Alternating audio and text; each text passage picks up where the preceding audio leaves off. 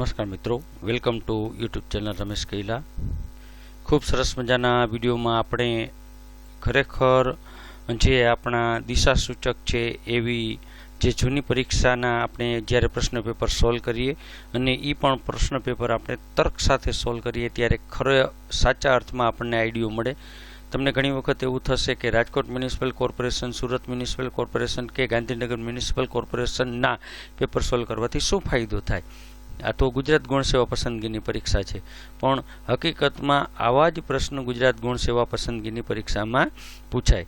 જે પ્રશ્ન ગુજરાત ગૌણ સેવા પસંદગીની પરીક્ષામાં જેવા પૂછાતા હોય એવા જ પ્રશ્નો આ કોર્પોરેશનમાં પણ પૂછાતા હોય. માત્ર ફેરફાર એટલો થશે કે આ વખતના જે નવા સિલેબસ છે એમાં આપણને 200 માર્કનું પેપર છે કે જેમાં જનરલ અવેરનેસ અને જે જનરલ નોલેજ છે એ 35 માર્ક, પૂર્વ 35 માર્કનું છે. ગુજરાતી ગ્રામર 20 માર્કનું છે. ઇંગ્લિશ ગ્રામર છે એ 20 માર્કનું છે. જનરલ જે મેથેમેટિક અને રિઝનિંગ છે જે તાર્કિક કહેવાય એ 25 માર્કનું છે. આમ કુલ મળીને 100 માર્ક થાય છે. તો જે કોર્પોરેશનની પરીક્ષા હતી એમાં પણ એટલું તો પૂછાતું હતું જ કે તેની સામે 65 માર્કનું નર્સિંગ અને અન્ય 35 માર્કનું પૂછાતું હતું.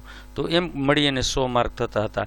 જ્યારે આમાં 100 માર્કનું પૂરેપૂરું જે નર્સિંગનું છે એટલે કે question assessing the requesting knowledge for the job and technical knowledge, એટલે જોબ માટેનું જે નોલેજ છે, ટેકનિકલ જે નોલેજ છે, જે એજ્યુકેશનલ ક્વોલિફિકેશન એટલે કે આપણે જે ભણ્યા છીએ એ અંગેનું નોલેજ છે, એ પૂરેપૂરું 100 માર્કનું આપણને પૂછાશે. તો આવી જ રીતે આપણે 200 માર્કનું પેપર અને 3 કલાક આપણે પરીક્ષા આપવાની છે. તો એના માટે તમે એક વખત કોઈ પણ દરેક મ્યુનિસિપલ કોર્પોરેશનના દરેક જૂના જે આપણા પેપર છે એને એક વખત સોલ્યુશન કરો અને આ રીતે સોલ્યુશન જે રીતે આપણે વિડીયોમાં સોલ્યુશન કરીએ છીએ એ રીતે સોલ્યુશન થાય તો 100% આપણે રિઝલ્ટ લાવી શકીએ. તો આ વિડીયોમાં આપણે જોશું રાજકોટ મ્યુનિસિપલ કોર્પોરેશનની એક્ઝામિનેશન જે 28/1/2024માં લેવાની હતી એ પરીક્ષાનું પેપર, અને ખૂબ સરસ મજાનું પેપર છે. કેવી રીતે પેપર સોલ્વ કરાય એ તમે એક વખત કળા શીખી જાઓ, તમે 100% રિઝલ્ટ લઈ આવી શકશો. તો મિત્રો ચોક્કસ વિડીયો અંત સુધી જોજો. મારે તમને રિક્વેસ્ટ નથી કરવી. હવે તમને એમ લાગે કે વિડીયો મારે જોવો છે અને જોવા જેવો છે તો જ વિડીયોને તમે જોજો. ચોક્કસ વિડીયોને લાઇક કરજો અને આપણા મિત્રો સાથે શેર કરજો. તો ચાલો જોઈએ રાજકોટ મ્યુનિસિપલ કોર્પોરેશન 28/1/2024નું પેપર સોલ્યુશન કેવી રીતે પેપર સોલ્યુશન કરાય. કારણ કે પેપર બહુ મોટું હોય, 100 માર્કનું પેપર હોય તો એને આપણે કવર કરતાં ઓછામાં ઓછા આપણે 5 ભાગમાં કવર કરવું પડે. પ્રશ્ન પહેલો હતો ઝેરોપ્થેલ્મિયા અટકાવવા માટે કયું વિટામિન જવાબદાર છે. તો ઝેરોપ્થેલ્મિયા થવા માટે જે વિટામિન હોય એ જ વિટામિન છે ઝેરોપ્થેલ્મિયા અટકાવવા માટે હોય. તો ઓપ્શન છે ડી, B12, A અને E. તો અહીં સાચો જવાબ આવશે વિટામિન A.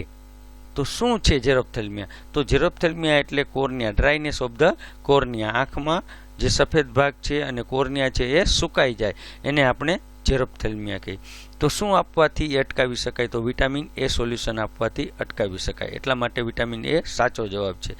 તો ડી છે, તો ડી શા માટે ખોટો છે?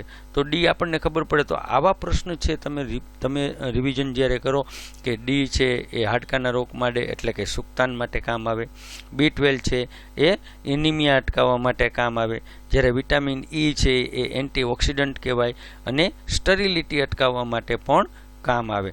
તો આપણને પૂરેપૂરા પ્રશ્નો, એક પ્રશ્નમાંથી 4 પ્રશ્ન આપણને આવડી જાય. તો આ છે પ્રશ્ન સોલ્વ કરવાની સાચી કળા. આવા જો આપણે 10 થી 15 પ્રશ્ન પેપર સોલ્વ કરીએ એ એક પણ વસ્તુ વાંચવી ન પડે. અને સાથે આપણી પાસે માસ્ટરમાઇન્ડ MCQ હોય, mastermind MCQ for ANM Kaila પબ્લિકેશનની. તો કોઈ પણ જાતની મહેનતનું તમને મહેનતમાં કોઈ પણ જાતનો ઘટાડો નહીં આવે અને પૂરેપૂરું 100% પરિણામ આવશે. એવો જ બીજો પ્રશ્ન છે, રક્તકણ શરીરના કયા અંગમાં ઉત્પન્ન થાય છે? RBC ક્યાં ઉત્પન્ન થાય? લીવર, કિડની, ફેફસા કે બોન મેરો? તો સાચો જવાબ આવે ઓપ્શન ડી, બોન મેરો. તો આપણને ખ્યાલ છે કે પુખ્ત વયના મનુષ્યમાં RBC એટલે કે લાલ રક્તકણો મુખ્યત્વે લાંબા અને ચપટા હાડકાના પોલાણમાં થાય. ક્યાં બને? બોન મેરોમાં તો બને, પણ બોન મેરો ક્યાં આવેલા હોય? જે લોંગ બોન હોય અને જે ફ્લેટ બોન હોય એ બોન મેરોમાં આ જે RBC છે એ ઉત્પન્ન થતા હોય. અન્ય વિકલ્પ કેમ ખોટા છે? તો લીવર, તો લીવરમાં રક્તકણો બને નહીં. બરાબર. કિડની, તો કિડની લોહીનું શુદ્ધિકરણનું કામ કરે, રક્તકણ બનાવવાનું કામ કરે નહીં.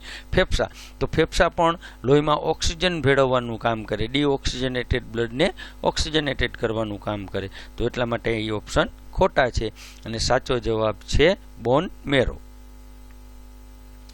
માત્ર વિશિષ્ટ ધાવણ કોને કહેવાય? જો એક્સક્લુઝિવ બ્રેસ્ટ ફીડિંગ, અહીંયા ઘણી વખત આપણને ઇંગ્લિશમાં ન હોય અને તમે બહુ ઇંગ્લિશ વાંચ્યું હોય તોય પણ તકલીફ પડે. તો વિશિષ્ટ ધાવણ એટલે એક્સક્લુઝિવ બ્રેસ્ટ ફીડિંગ. ફક્ત 6 મહિના, ફક્ત 4 મહિના, ધાવણ અને ઉપરનું દૂધ, એ અને બી બંને. તો અહીં સાચો જવાબ આવશે ફક્ત 6 મહિના, એટલે એક્સક્લુઝિવ બ્રેસ્ટ ફીડિંગ છે. તો માત્ર વિશિષ્ટ ધાવણ એટલે એને કહેવાય એક્સક્લુઝિવ બ્રેસ્ટ ફીડિંગ. બાળકના જન્મ પછી શરૂઆતના 6 મહિના સુધી માત્ર ને માત્ર માતાનું ધાવણ આપવાનું, પાણી સુદ્ધા પણ આપવાનું નહીં. WHO નિયમ છે, ગાઈડલાઈન છે. તો અહીં આપણે બીજા જવાબ ખોટા થાય કે 4 મહિનાની ગાઈડલાઈન છે તો 100 મહિનાનો ગાળો નિર્ધારિત છે, એટલે 4 મહિના જવાબ ખોટો છે. ધાવણ ઉપરાંત 6 મહિના પહેલાં કંઈ અપાય નહીં, તો એ જવાબ પણ ખોટો છે. કયા વિટામિનની ઉણપથી નાઇટ બ્લાઇન્ડનેસ થાય છે? B2, B6, A અને D. તો અહીં આવશે વિટામિન A. તો વિટામિન A એ આંખના રેટિનામાં રેડોપ્સિન કહેવાય. કેવું કહેવાય? રેડોપ્સિન તત્વો બનાવે અને ઓછા અજવાળે અથવા તો રાત્રે પણ જોવા માટે જરૂરી છે. જો રાત્રે આપણને કલર ન દેખાય અથવા તો રાત્રે ઓછું દેખાય તો એને આપણે નાઇટ બ્લાઇન્ડનેસ કહીએ. તો સાચો જવાબ આવશે વિટામિન A. B2 છે એ કેના માટે હોય? તો સ્ટોમેટાઇટિસ માટે હોય, મોઢામાં ચાંદા પીડા હોય તો B2 હોય. B6 કેના માટે હોય? તો નર્વ સિસ્ટમ માટે હોય. B6 એટલે ચેતાતંત્ર અને રક્તકણો માટે હોય. અને D તો હાડકા માટે હોય. તો આ રીતે આપણે પ્રશ્ન સોલ્વ કરાય. આંગણવાડી વર્કર કેટલી વસ્તીને કવર કરે છે? 200 થી 400, 1000 થી 1500, 400 થી 800, 800 થી 1500. તો અહીં આંગણવાડી વર્કર હોય તો 400 થી 800 ની વસ્તીને કવર કરે. બરાબર. બાળકો કીધા હોય તો આપણે 145 બાળકો કહીએ. તો ICDS એટલે કે ઇન્ટિગ્રેટેડ ચાઇલ્ડ ડેવલપમેન્ટની રાષ્ટ્રીય ગાઈડલાઈન મુજબ સામાન્ય અને ગ્રામીણ અને શહેરી વિસ્તારમાં 400 થી 800 ની વસ્તીએ એક આંગણવાડી કેન્દ્ર અને એક આંગણવાડી વર્કર મંજૂર કરવામાં આવે. અને અન્ય વિકલ્પ શા માટે ખોટા છે? તો 200 તો ઘણી ઓછી વસ્તી કહેવાય, 800 થી 1500 છે એ 1000 કરતાં વધારે છે, તો એને આશા વર્કર પણ એક હોય. અને આંગણવાડીનું ધોરણ આવે 400 થી 800. જો અહીં 1000 આપ્યું હોય તો 1000ની વસ્તી ઉપર પણ આપણે કહી શકીએ, પણ 1500 છે કે 1000 એવું આપ્યું નથી, એટલે 400 થી 800 આપણે સાચો જવાબ લીધો છે. તો આવું આપણે તર્ક કરવાનું છે. ભારતના બંધારણની કઈ કલમમાં 6 થી 14 વર્ષની ઉંમરના બાળકો માટે મફત અને ફરજિયાત શિક્ષણનો મૂળભૂત અધિકાર આપવામાં આવ્યો છે? તો બંધારણનો પ્રશ્ન છે, જનરલ નોલેજનો પ્રશ્ન છે. પહેલાં આપણને ખાલી નર્સિંગમાં નર્સિંગ જ પૂછતા, પણ આ જે પેપર છે એમાં તમામ પ્રકારના પ્રશ્નો આપણે આવરી લઈએ. 21, 26, 30 કે 18. તો અહીં આવે 21. બરાબર. તો જે બંધારણ ભાગ 3 મૂળભૂત અધિકાર અંતર્ગત અનુચ્છેદ 21A કેવું કહેવાય? 21A મુજબ અહીં વિકલ્પ માત્ર 21 તરીકે દર્શાવેલ છે. હકીકતમાં અનુચ્છેદ કયો આવે? 21A. 21A એવું ઉમેરેલું છે કે 14 થી 6 વર્ષના બાળકને મફત શિક્ષણ અને ફરજિયાત શિક્ષણ RTE કેવું કહેવાય? ફરજિયાત શિક્ષણ આપવામાં, રાઇટ ટુ એજ્યુકેશન. બરાબર. તો 21A યાદ રાખવાનું છે. અન્ય વિકલ્પ શું કામ ખોટા છે? તો 26 નંબરની કલમ છે એ શું છે? તો મૂળભૂત બંધારણ અધિકારોમાં 26 નંબરની કલમ છે એ ધાર્મિક કાર્યો ઉપર પ્રતિબંધનું સ્વાતંત્ર્ય માટેનું છે. 30 નંબરની કલમ કઈ છે? તો એ કલમ લઘુમતીઓને અને તેમની શૈક્ષણિક સંસ્થાઓ સ્થાપવાનો અધિકાર આપે છે. તો આ બધી કલમ આપણે યાદ રાખવાની છે. 18 નંબરની કલમ કઈ છે? તો 18 નંબરની કલમ છે એ ખિતાબો એટલે ટાઇટલની નાબૂદી દર્શાવે છે. બરાબર. ઉપાધિઓ અને ટાઇટલની નાબૂદીઓ દર્શાવે છે. નીચેનામાંથી કયું ખાવાના સોડાનું રાસાયણિક સૂત્ર છે? લ્યો, બેકિંગ સોડાનું આપણને રાસાયણિક સૂત્ર આપ્યું છે, NaCl, NaCHO3, Na2CO3, NaBr. તો રાસાયણિક સોડા છે, ખાવાના સોડા છે, બેકિંગ સોડા છે. તો એના માટે આવે NaHCO3. NaCl એટલે ખાલી સાદું મીઠું કહેવાય. બરાબર. તો સાચો જવાબ છે બેકિંગ સોડા કહેવાય. વૈજ્ઞાનિક ભાષામાં એને કહેવાય સોડિયમ બાયકાર્બોનેટ. કેવું કહેવાય? Sodium bicarbonate. અને એનું સૂત્ર છે NaCO3. અન્ય વિકલ્પ શું કામ ખોટા છે? તો NaCl એટલે શું કહેવાય? સોડિયમ ક્લોરાઇડ કહેવાય, સામાન્ય મીઠું કહેવાય. Na2CO3 શું છે? તો વોશિંગ સોડા છે, ધોવાના સોડા. સોડિયમ કાર્બોનેટ છે, બાયકાર્બોનેટ નથી. NaBr શું છે? તો એ સોડિયમ બ્રોમાઇડ કહેવાય, ફોટોગ્રાફીમાં વપરાતું હોય. તો આવા બધા જ આપણે વિકલ્પ જ્યારે યાદ રાખીએ ત્યારે આપણને પૂરેપૂરું પેપર, એક પેપરથી તમને ઘણો બધો કોન્ફિડન્સ આવી જાય. નીચેનામાંથી કયા સ્વાતંત્ર્ય સેનાનીએ ઇંગ્લેન્ડમાં યોજેલ ત્રણેય ગોળમેજી પરિષદમાં ભાગ લીધો હતો? તો આ પ્રશ્ન છે જનરલ નોલેજનો. તો અહીં પહેલાંના જ પેપર હતા, તો એમાં જનરલ નોલેજ પણ હતું, નર્સિંગ પણ હતું, ગુજરાતી ગ્રામર પણ હતું, ઇંગ્લિશ ગ્રામર પણ હતું અને તાર્કિક પણ હતું. બધા જ પ્રશ્નોને સંયુક્ત કરી અને 100 માર્કનું હતું. જ્યારે 200 માર્કનું કરવામાં આવ્યું તો એને અલગ પોર્શન કરી અને નર્સિંગને માત્ર 100 માર્કનું વેઇટેજ આપ્યું. તો મહાત્મા ગાંધી, ડૉક્ટર બાબા સાહેબ આંબેડકર, જવાહરલાલ નહેરુ, સરદાર પટેલ. તો અહીં ગોળમેજી ત્રણે ગોળમેજી પરિષદમાં ભાગ લીધો હોય એવા હતા બાબા સાહેબ આંબેડકર. તો પાછું આપણે ડિટેલમાં પણ જોઈએ કે બાબા સાહેબ આંબેડકર કોણ હતા? તો દલિતો અને પછાત વર્ગના મુખ્ય પ્રતિનિધિ તરીકે લંડનમાં યોજાયેલી 1930, 1931, 1932 આ ત્રણ ઐતિહાસિક ગોળમેજી પરિષદમાં, એટલે કે રાઉન્ડ ટેબલ કોન્ફરન્સ કહેવાય, એમાં હાજરી આપી હતી. મહાત્મા ગાંધીએ ક્યારે? તો મહાત્મા ગાંધીએ માત્ર 1931માં એક જ વખત પ્રતિનિધિત્વ કર્યું હતું. નહેરુ અને સરદાર પટેલે ત્રણમાં ભાગ લીધો નહોતો. નીચેનામાંથી સત્યાર્થ પ્રકાશ ગ્રંથ કોણે લખ્યો છે? તો જે વિસ્તારમાં આવતું હોય, ટંકારામાં આવતું હોય, અમને તરત જ ખ્યાલ આવી જાય કે ભાઈ આ તો સ્વામી દયાનંદ સરસ્વતી છે. પણ આપણે તો યાદ રાખવાનું છે. તો રાજારામ મોહન રાય, સ્વામી વિવેકાનંદ, સ્વામી દયાનંદ સરસ્વતી, અરવિંદ ઘોષ. તો સાચો જવાબ આવે મહર્ષિ સ્વામી દયાનંદ સરસ્વતી. તો સત્યાર્થ પ્રકાશ શું છે? તો એ પણ આપણને ખ્યાલ હોવો જોઈએ. સત્યાર્થ પ્રકાશ એ આર્ય સમાજના સ્થાપક અને ગુજરાતના પનોતા પુત્ર, ટંકારામાં જન્મેલા મહાન સુધારક સ્વામી દયાનંદ સરસ્વતી દ્વારા 1975માં લખાયેલ, હિન્દી ભાષામાં લખાયેલ અત્યંત પ્રખ્યાત ધાર્મિક અને સૈદ્ધાંતિક ગ્રંથ છે. એ છે સત્યાર્થ પ્રકાશ. રાજારામ મોહન રાયે કેની સ્થાપના કરી હતી? તો બ્રહ્મ સમાજની સ્થાપના કરી હતી. એને મિરાત ઉલ અખબાર બહાર પાડ્યું હતું. આવું પણ હોય તો આવો જવાબ આવે. બરાબર. સ્વામી વિવેકાનંદે શું કર્યું હતું? તો કર્મયોગ, રાજયોગ જેવા જગ પ્રસિદ્ધ પુસ્તકો લખ્યા હતા. તો વિવેકાનંદનું જ્યારે આવે ત્યારે કર્મયોગ છે, રાજયોગ યાદ રાખવાનું. અરવિંદ ઘોષે શું કર્યું હતું?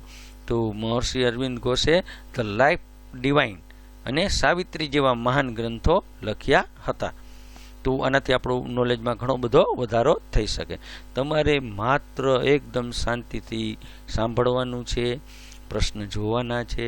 ઓટોમેટિક તમને પરીક્ષામાં પ્રશ્ન રિકોલ થશે. માત્ર જોવા ખાતર વિડીયો ન જોતા, ખૂબ શાંતિથી વિડીયો જોજો, પૂરેપૂરો વિડીયો જોજો. જો ગમે વિડીયો તો તમારા મિત્રો સાથે ચોક્કસ શેર કરજો. ભારતમાં વાઘ સૌથી કયા રાજ્યમાં જોવા મળે? કર્ણાટક, મહારાષ્ટ્ર, મધ્યપ્રદેશ કે પશ્ચિમ બંગાળ? તો સાચો જવાબ આવે મધ્યપ્રદેશ. શા માટે મધ્યપ્રદેશ છે? તો ભારત સરકારના ટાઈગર સેન્સસ એટલે કે વાઘની વસ્તી ગણતરીના સત્તાવાર આંકડા મુજબ ભારતમાં સૌથી વાઘ મધ્યપ્રદેશમાં આવેલા છે. સૌથી વાઘ ધરાવતી વસ્તી હોય તેથી મધ્યપ્રદેશને ટાઈગર સ્ટેટ ઓફ ઇન્ડિયા કહેવામાં આવે છે. યાદ રાખવાનું છે. મધ્યપ્રદેશને કયું નામ આપવામાં આવેલું છે? Tiger state of India. તો અન્ય વિકલ્પ કેમ ખોટા છે? તો કર્ણાટકમાં વાઘની સંખ્યા છે એ બીજા ક્રમે છે. મહારાષ્ટ્ર અને પશ્ચિમ બંગાળના સુંદરવનમાં અન્ય રિઝર્વમાં વાઘ જોવા મળે છે, પરંતુ વસ્તી મધ્યપ્રદેશ કરતાં ઘણી ઓછી છે. બરાબર. તો મધ્યપ્રદેશ અને tiger state of the India. નીચેના વાક્યને 4 ભાગોમાં વિભાજિત કરવામાં આવ્યું છે. વ્યાકરણની ભૂલ ધરાવતા સેગમેન્ટને ઓળખો. આ ઇંગ્લિશ પૂછ્યું છે. Cover above a table.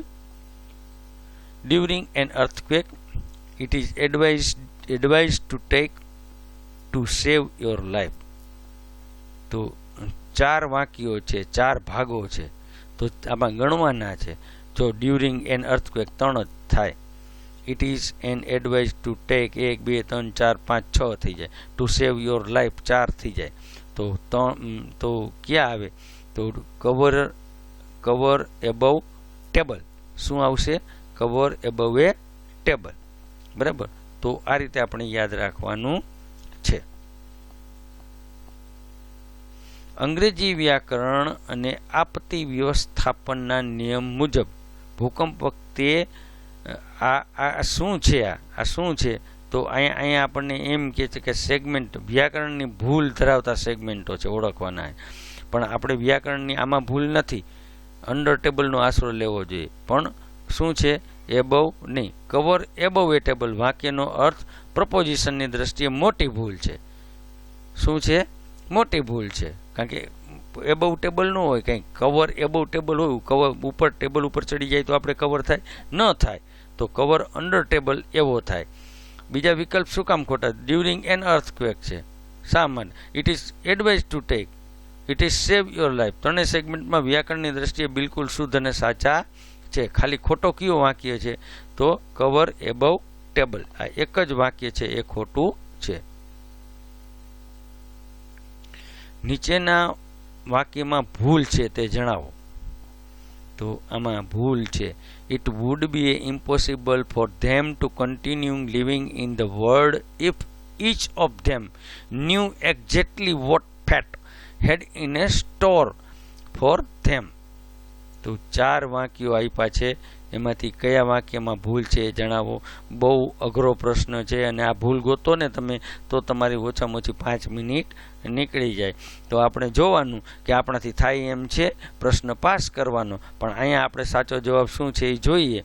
તો it would be impossible for them to continue living in the world if each of them knew exactly what is fate had in store for them.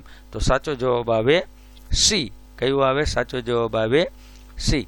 બરાબર. બીજા જવાબ છે એ ખોટા છે. તો આ રીતે આપણે વાંચવાનું છે.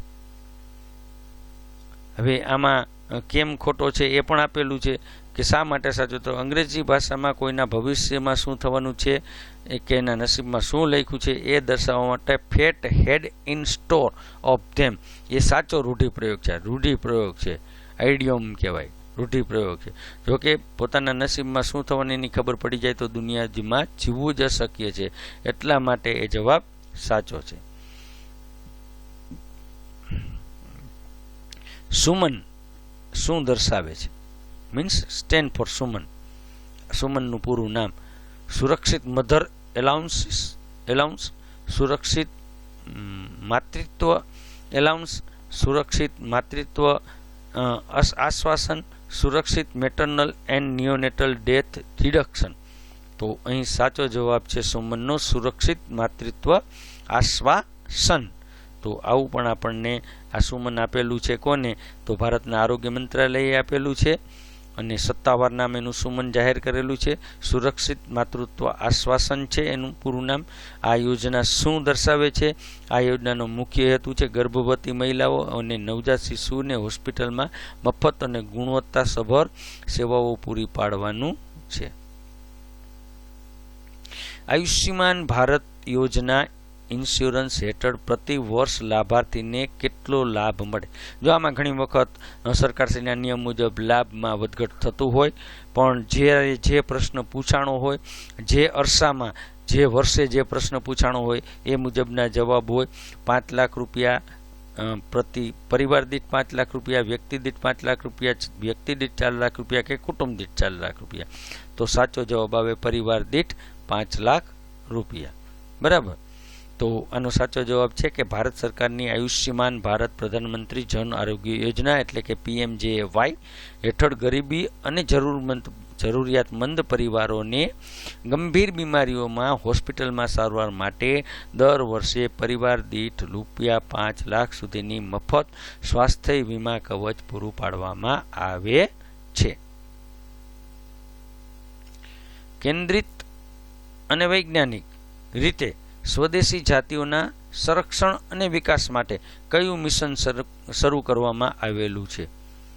બોલો. કેન્દ્રિત અને વૈજ્ઞાનિક રીતે સ્વદેશી, કેન્દ્રીય હોય અને સેન્ટ્રલ ગવર્મેન્ટનું હોય અને આધુનિક વૈજ્ઞાનિક રીતે હોય. રાષ્ટ્રીય Gokul mission, national breed mission, રાષ્ટ્રીય નસલ સંરક્ષણ મિશન અને ઉપરયુક્ત એકેય નહીં. તો અહીંયા છે રાષ્ટ્રીય ગોકુલ મિશન. બરાબર. તો સંવર્ધન માટેનો પ્રશ્ન છે, જનરલ નોલેજનો પ્રશ્ન છે કે ભારતમાં ગાય અને અન્ય પશુઓ જે સ્વદેશી એટલે કે દેશી નસલની સંરક્ષણ અને સંવર્ધન કરવા માટે ડિસેમ્બર 2014માં ભારત સરકારે રાષ્ટ્રીય ગોકુલ મિશન એટલે કે રાષ્ટ્રીય ગોકુલ મિશનની શરૂઆત કરેલી હતી. અને એમાં આપણે જે પ્રશ્ન છે કે કેન્દ્રીય અને વૈજ્ઞાનિક રીતે સ્વદેશી જાતિનું વિકાસ કરવાનો આયોજન હતું. તો રાષ્ટ્રીય ગોકુલ મિશન. TCU 380A કેટલા વર્ષે બદલાવી પડે? એટલે કોપરટી છે. શું છે? કોપરટી. 4 વર્ષે, 8 વર્ષે, 10 વર્ષે કે 6 વર્ષે? તો આ તમને ખબર છે 380A 10 વર્ષે બદલવાની હોય. તો કોપરટી 380 એ ગર્ભાશયમાં મુકાતું એક અસરકારક ગર્ભ નિરોધક સાધન એટલે કે ઇન્ટ્રાયુટેરાઇન ડિવાઇસ છે. બરાબર. તો રાષ્ટ્રીય પરિવાર કલ્યાણ યોજના એટલે કે ફેમિલી પ્લાનિંગ નેશનની એકવાર આ સાધન બેસાડ્યા પછી મહત્તમ 10 વર્ષ સુધી સગર્ભાવસ્થા અટકાવે છે. એટલો ટાઈમ એ અસરકારક રહે છે. ઉચ્ચ તાપમાનમાં પાસ્ચ્યુરાઇઝની ટૂંકા સમયની પદ્ધતિમાં દૂધને કેટલી માત્રામાં ગરમ કરવામાં આવે? ઊંચા તાપમાને પાસ્ચ્યુરાઇઝ કરવું હોય તો કેટલી માત્રામાં ગરમ કરવું જોઈએ? કેટલા ડિગ્રી તાપમાને ગરમ કરવું જોઈએ? 72 ડિગ્રી અને 15 સેકન્ડ, 62 ડિગ્રી ને 15 સેકન્ડ, 72 ડિગ્રી અને 30 મિનિટ, 30 મિનિટ અને 62 સેકન્ડ. તો હકીકતમાં આવે 72 ડિગ્રી તાપમાન અને 15 સેકન્ડ એટલે થોડી માત્રામાં ટૂંકા સમયમાં અને ઊંચું તાપમાન. બરાબર. તો દૂધ પાસ્ચ્યુરાઇઝ થાય. તો અહીંયા પાસ્ચ્યુરાઇઝની પણ તમને ખબર પડે કે પાસ્ચ્યુરાઇઝેશન એટલે શું? તો હાઈ ટેમ્પરેચર શોર્ટ ટાઈમ. આને કેવું કહેવાય? Pasteurisation high temperature for short time, HTST પદ્ધતિ કહેવાય. કેવી પદ્ધતિ કહેવાય? HTST પદ્ધતિ કહેવાય. આમાં દૂધને શું કરવાનું? તો 72 સેલ્સિયસ સુધી ગરમ કરવાનું, 15 સેકન્ડ જ ગરમ કરવાનું, પછી 4 સેન્ટીગ્રેડ સુધી નીચું ઠંડુ પાડી દેવાનું. તો એને પાસ્ચ્યુરાઇઝ મિલ્ક કહેવાય. કઈ જન્મજાત વિસંગતામાં 46ની જગ્યાએ 45 ક્રોમોઝોમ હોય? ખૂબ ઇન્ટેલિજન્ટ ક્વેશ્ચન છે. તમને એમ થાય કે ઘણી વખત ન પણ આવડે તો GNM સ્ટાફ નર્સની પરીક્ષામાં પૂછાતા ક્વેશ્ચન અહીં પૂછેલો છે. તો વિલિયમ સિન્ડ્રોમ, ટર્નર સિન્ડ્રોમ બધાય કે ક્લાઇનફિલ્ટર સિન્ડ્રોમ? તો સાચો જવાબ આવે ટર્નર સિન્ડ્રોમ, જેમાં 46ની જગ્યાએ જે 23 જોડ હોય એના બદલે 22.5 જોડ હોય. તો સાચો જવાબ છે કે 46 રંગસૂત્રો હોય. ટર્નર સિન્ડ્રોમ એક એવી જીનેટિક ખામી છે કે જે માત્ર સ્ત્રીઓમાં જ જોવા મળે. જો યાદ રાખજો, જે માત્ર સ્ત્રીઓમાં જ જોવા મળે. આમાં શું હોય? તો એક સેક્સ ક્રોમોઝોમ જે X હોય એ ગેરહાજર હોય. એટલે કેટલા થઈ ગયા? 45 થઈ ગયા. બરાબર. એટલે એની સંખ્યા ઘટીને 45X0 એટલે 45 થઈ જાય. તો એને કહેવાય ટર્નર સિન્ડ્રોમ. વિલિયમ સિન્ડ્રોમ શું કહેવાય? તો આમાં ક્રોમોઝોમ 7ના અમુક ભાગમાં ડિવિઝન કપાઈ જવાથી થાય છે.